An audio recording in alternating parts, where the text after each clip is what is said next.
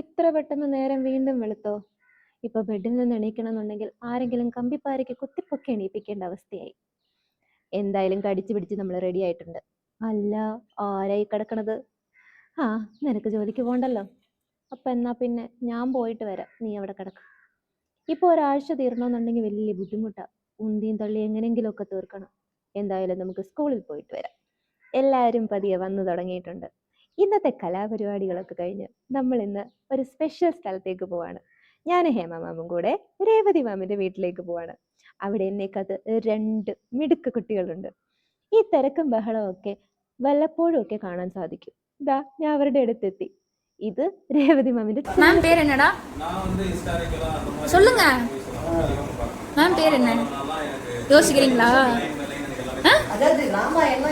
சத்தமா சொல்லுங்க ജിൽബി മാമാ. ആലോചിച്ചവൾ എന്തായാലും എൻ്റെ പേര് പറഞ്ഞു. പിന്നെ ഞങ്ങൾ ഞങ്ങളുടെ ലോകത്തായിരുന്നു. കളിയായി, ചിരിയായി, കളറിങ് ആയി. ചെസ് അറിയാത്ത ഞാൻ ചെസ്സൊക്കെ കളിച്ചു. അങ്ങനെ എല്ലാവരോടും ടാറ്റ ബൈ ബൈ പറഞ്ഞ് പോകാനും നേരായി.